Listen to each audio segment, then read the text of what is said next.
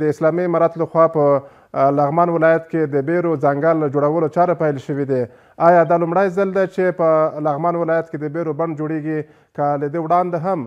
په یاد ولایت کې د بیرو ځنګلونو شتون درلود؟ مننه زدران صاحب، لغمان کې خو دا لومړی ځل نه دی بلکې دې وړاندې هم تاسو شاهدان وو چې د لغمان ولایت په کارغه ولسوالۍ کې د ګلغونډۍ په سیمه کې د 150,000 بیرو نیالګیو یو بڼ جوړ شوی و چې د همدې ولایت د ډېرو ځوانانو لپاره د کار زمینه پکې برابر شوې وه او د سیمې سرسبزي او د شاوخوا دښتو د زرغون لامل شوی و چې له هغې وروسته بیا د مرکز اړوند په کچور سیمه کې هم یاد بڼ چې په 10 هکټاره ځمکه کې جوړېږي چې د سیمې اوسېدونکو لپاره کاري زمینه هم برابروي او ترڅنګ یې د سیمې د خاورو یا دښتو تخریب مخه نیول کېږي او سیمه ورسره زرغون او سرسبزه کېږي. بله، وایزي صاحب، د بیرو دغه ځنګلونه په څومره وخت کې ثمر ته رسېږي، یعنې په څومره وخت کې حاصلاتو ته آماده کېږي؟ مننه زدران صاحب، دا خو د بیرو دغه بڼ چې جوړېږي دا خو تقریبا د 6 میاشتو په موده کې تقریبا دلته 50,000 نیالګي کېنول کېږي چې له 1 کال او 1.5 کال وروسته به دلته د نیالګي ثمر ته رسېږي او له دې لارې به د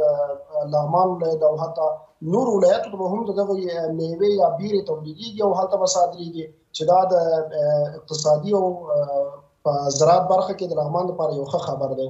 بله، په دغه پروژه کې به حتما د لغمان ولایت د اوسېدونکو لپاره د کار زمینه هم مساعده شوې وي. بالکل زدران صاحب، مخکې ما یادونه وکړه چې په دغه پروژه کې چې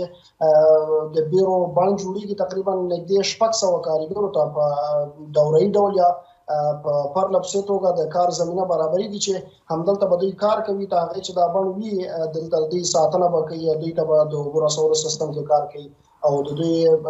باغوانۍ په برخه کې به دوی کار کوي. یعنې په ټوله کې 600 او څومره 600 کارګرو ته د کار زمینه هم برابره شوې. بله، وایزي صاحب، د لغمان ولایت د کرنې برخې مسؤلین له کروندګرو او بڼوالو سره تر کومې کچې همکاره دي؟ مننه زدران صاحب، دا که موږ فکر وکړو خپله دغه پروژه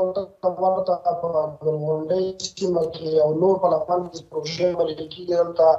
ولایتي مسؤلین ټول هڅه کوي. همدغه پروژه که یادونه یې وکړو موږ د UNDP نړیوالې موسسې له لورې د کرنې او ګلګونو مالدارۍ ریاست سره په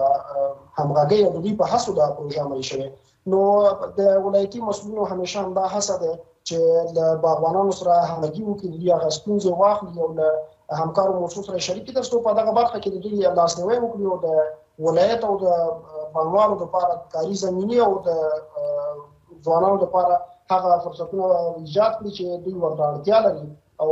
نورو برخو کې هم دوی یعنې پوره له بڼوالو سره همکاري لري او همغږي دي ورسره تر څو دغسې پروژې عملي کړي. بله، وایزي صاحب، بڼوال او ولسونه د اسلامي امارت له دې ګام اخیستو څخه څومره خوشحاله دي، څومره راضي دي؟ مننه، که موږ وګورو پښتو کې متل لرو د کور ګټه د لاهور ګټه، نو په دې شرایطو کې په دې وختونو کې ځوانانو لپاره د کار زمینه برابرېږي. یقیني خبره ده چې ولسونه به ډېر زیات خوشحالېږي ځکه په خپل کور کې دوی ته د کار زمینه برابرېږي او کولی شي چې د ورځې دلته نږدې کار وکړي او شپه په کور وي. نو دا د ځوانانو لپاره او د کارګرو لپاره یو ښه خبر دی. نو په دغه سره مخکې راپور کې هم تاسې ولیدل چې ځوانان، ولسونه او د سیمې خلک ډېر زیات خوشحال دي ځکه دا په لغمان کې څوم ځل دی چې داسې زیربناوي پروژې عملي کېږي او ډېری ځوانان پکې په کار بوخت وي او کارونه کوي. نو الحمدلله په لغمان کې ډېری ځوانان داسې چارو څخه خوشحال دي چې مسؤلین هڅه کوي وخت نا وخت داسې پروژې عملي کړي په دې ولایت کې چې ځوانانو لپاره کاري زمینه پکې برابره شي. بله، وایزي صاحب، د لغمان ولایت ځمکه د کومو باغونو لپاره یا د کومو میوهدارو نیالګیو لپاره مثمره تمامېدای شي؟ مننه، که موږ فکر وکړو نسبتا لغمان آب و هوا چې دی اقلیم ګرم دی، نو په همدغه خاطر د ستروس کورنۍ چې مالټه، لیمو او دغه شیان پکې ښه کېږي او د ده ترڅنګ لکه په وروستیو کې د بیرو هغه بوټو ښه حاصل ورکړی دی. نو په همدغه خاطر مسؤلین هڅه کوي چې د نړیوالو موسساتو په همکارۍ دلته د بیرو ځنګل ته ډېر مخه کړي. په همدغه پروژه کې که موږ تاسې فکر وکړو چې لغمان اکثره سیمې غرایزې دي، غرایزو علاقو کې بیا دوی پلان لري چې په راتلونکي کې د چهارمغزو بڼونه جوړ کړي چې په دغه کچورو پروژې نه وروسته دوی په 15 ولسوالیو کې د چهارمغزو د بڼونو پلان هم لري چې په دغه سیمه کې ښه حاصل ورکړي او اکثره په طبیعي ډول هم دلته شته دي، خو دوی کوشش کوي چې په هغه ځایونو کې چې نشته دي دوی په مصنوعي ډول د چهارمغزو بڼ جوړ کړي تر څو هېوادوالو ته د کاري زمینه برابره شي او ترڅنګ اقتصادي پرمختګ وکړو. بله، د بیرو ترڅنګ چې نوې د جوړېدو چاره روانې ده، البته د بیرو د ځنګل ترڅنګ په لغمان ولایت کې نور داسې میوه لرونکي باغونه هم شته دی چې زموږ هېوادوال پکې په کار بوخت وي؟ بالکل، په قرغې ولسوالۍ کې هم د مالټو یو لوی بڼ جوړ شوی د خوراک نړیوال سازمان او د کرنې ریاست په همغږۍ چې اوس هلته ډېری زموږ هېوادوال په کار بوخت دي او ښه نتیجه ورکړې او ترڅنګ یې په قرغې ولسوالۍ مرکز او په الینګار ولسوالۍ په دغه سیمو کې شته دي د بادام شته او بل ترڅنګ یې د مالټو بوټي شته دي چې هېوادوال کار کوي او ښه مثبت ګام دی او دوی ترې خوشحال دي او نتیجه هم ښه ده. ما یادونه وکړه مخکې چې د دوی ترڅنګ بیا د نوي پلان کې د چهارمغزو د بڼونو لپاره دوی پلان لري چې په هغه اطرافي سیمو کې چې هوا یې نسبتا یخه وي او هلته په طبیعي ډول هم د چهارمغزو حاصل ښه وي، نو دوی په هماغه ځایونو کې چې د اوبو سیستم هلته نه وي دوی کوشش کوي چې هغه شل ډاګونه چې اوبه نه لري دوی ورته د اوبو سیستم برابر کړي او هلته د چهارمغزو بڼونه جوړ کړي چې هلته نتیجه ښه ورکړي. یعنې په راتلونکي کې د دغه پروژې وروسته په 15 ولسوالیو کې به ډېر ژر انشاءالله د چهارمغزو د بڼونو هغه سیستم شروع شي او ډېری هېوادوالو ته د کار زمینه هم برابر شي، پکې یو شال ډاګونه به هم آباد شي. بله، وایزي صاحب، د وروستۍ پوښتنه په توګه تاسو به حتما له بڼوالو یا باغ لرونکو سره غږېدلي یاست.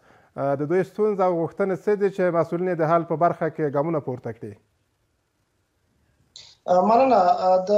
بڼوالو چې که موږ فکر وکړو په د وروستیو کې په لغمان کې ډېر زیات ورته پام شوی دی، د یو میکانزم یا د عصري سیستم په لټه کې دي چې بڼوال لکه د قیچي لپاره هغه ماشینالات چې موږ په ډیجیټل یا په نوي بڼه جوړ شوي دي چې دوی لپاره هغه قیچي کاري ترسره کوي یا د کرلو یا د نیالګیو هغه عصري بڼه چې کوم دی چې په هغه اساس موږ کولی شو چې نیالګي څومره باید وده وکړي، څومره پرېښودل شي او څومره قیچي شي. په دغه برخه کې روزني سیمینارونه هم ورکړل شوي دي، خو اساسي ستونزه دوی وایي چې همدغه دی چې هغه تربیه شوي بوټي موږ ته راکول کېږي، باید د ده ترڅنګ د موږ ته روزني سیمینارونه هم برابر شي چې موږ د دوی ساتنه او پالنه باندې پوه شو. نو د بڼوالو اکثر همدغه ستونزې وي چې وخت نا وخت له مسؤلینو سره شریکوي، نو دغه برخې ته هم مسؤلینو پام کړی، خو هم دوی هڅه او کوشش همدا کوي چې لکه د بیرو ځنګل چې دلته لغمان کې کرل کېږي باید فني او مسلکي اشخاص د سیمې اوسېدونکو ته په همدغه برخه کې روزني سیمینارونه برابر کړي تر څو په کوم وخت کې دوی ته اوبه ورکړي، په کوم وخت کې دوی قیچي کاري ترسره کړي، په کوم وخت کې دوی ته کیمیاوي سرې ورکړل شي تر څو ښه ساتنه وشي او ښه حاصل ترلاسه کړي. وایزي صاحب، ډېره زیاته مننه. کور مو آباد، خوشحاله اوسئ.